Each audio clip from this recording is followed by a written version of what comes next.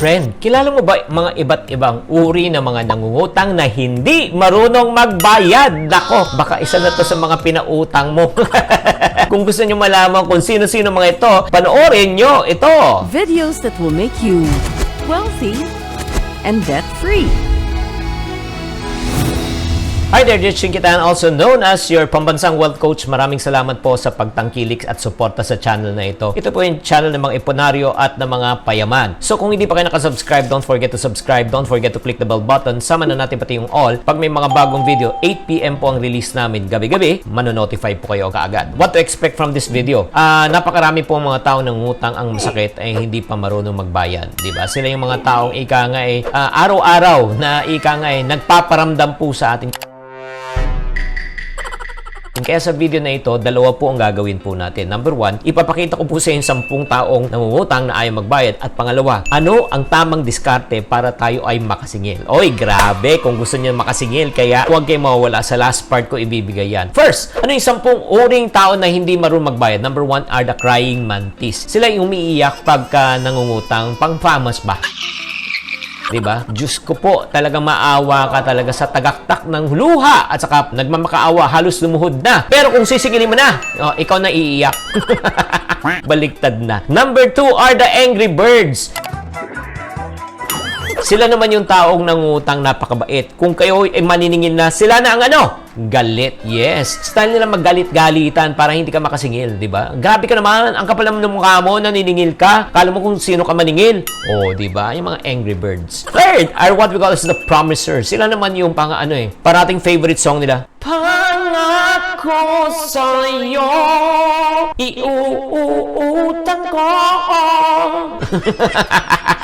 Sila nangangako na parati kang babayaran pero sila parati ang napapako at sinasabi na lang sa'yo, hindi ka ba nakakaintindi, babayaran kita sa katapusan ng mundo.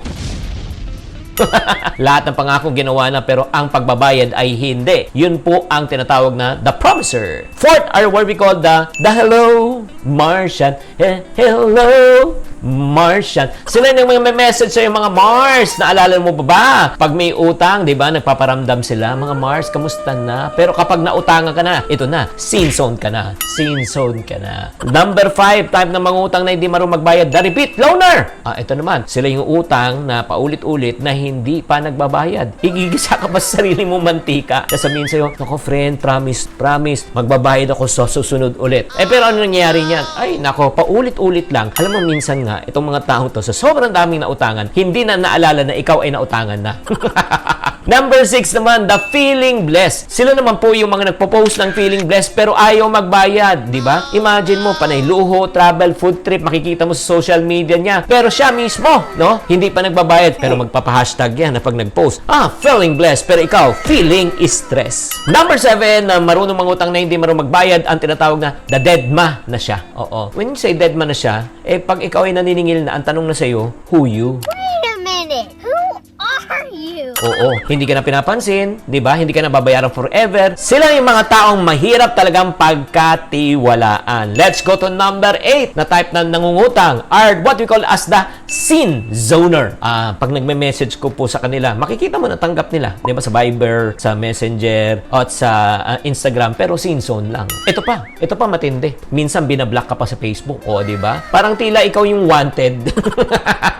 Sila naman ang TNT. Tago ng tago. Number 9 ng mga taong nangutang na hindi marunong magbayad ay what we call as the waiting in vain. Ito naman yung parang kanta ni Bob Marley na naghihintay ka sa wala. Oo, paghihintayin ka, 'di ba, hanggang makalimutan mo na at syempre naman nainis ka na ay kinalimutan mo na talaga. And last but not the least, is what we call as the amnesia king and queen. Sila yun naman yung pag nangungutang ay bigla na lang nagkakaroon ng amnesia, nakakalimot, di magbayad. Minsan makikita pa kayo sa opisina, ikaw pa ang nahihiya na magpaalala sa kanila na may utang sila. Diba? Kasi sasabihin, wala ka naman ebidensya na ako ay nangutang sa iyo. Sila nagkakaroon ng amnesia, ikaw naman nagkakaroon ka ng insomnia dahil hindi ka nakakasingil. So there you have it mga friends. Ito yung mga 10 tao na ika nga nangungutang na hindi marunong magbayad. Oo. Pero check natin ulit ha. Check natin. Gusto ko i-comment section nyo. Meron ba kayong kakalalang crying mantis? O yung iyak-iyak effect. Angry bird, yung parating galit. The promiser nangangako. Hello Martian. Babatiin ka lang pag may kailangan. Number 5, the repeat loner. Paulit-ulit. Number 6, yung feeling blessed. Hindi naman magbayad. Number 7, dead ma siya. Number 8, sinsoner. Number 9, pinaghihintay ka, waiting in vain. Number 10, amnesia, nakakalimot. Of all the 10, meron ba? Pakisulat lang. Pakisulat kung sino na encounter mo. Ikaw naman, Adelaida Flores, Faith Garcia, at Shena C. Tanungin ko kayo, meron ba kayong kakilalang ganun? At syempre sa last part na ito,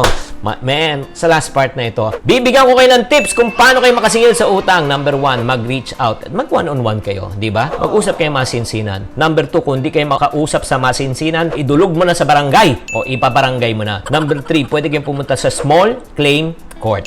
Okay? Number 4, pag may check na in-issue sa'yo, pwede mong i-demandang ng BP22, Bouncing Check Law. Or number 5, kung ayaw talaga makinig, kumuha ka na ng abogado para magbigay ng demand letter. Okay? And then number 6, kung ayaw pa rin makinig, ay syempre naman, ipatulpo mo. Ipatulpo. Okay, Kuya Turpo, kay Kuya Rapi. Ang last but not the least, pinakamasakit is this. Kalimutan mo na. I-charge mo na sa experience. At sana naman, madala ka. Minsan talaga kailangan tayo matuto sa ating pagkakamali. Pero ang importante, wag na natin ulitin ang ating pagkakamali para hindi tayo mautangan at maisahan. Kaya mga friendship, imbis na tayo ay magpautang ng pera, kailangan piliin po natin ang sinong papautangin at sino na lang ang pagbibigyan na lang ng pera para hindi tayo magkasamaan ng loob. At para sa mga tao naman talagang ikaw mismo ang may utang at gusto mo naman makabayad pero hindi mo alam kung saan ka magsisimula. My friends, ito po ang mapapayo ko po sa inyo. Friend, gusto mo bang magkaroon ng maayos na buhay pinansyal pero hindi mo alam kung saan ka magsisimula?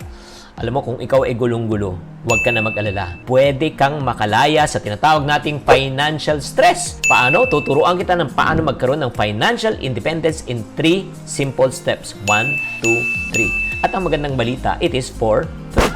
All you need to do is just go to this site called chinkfree.com. Ulitin ko, chinkfree.com.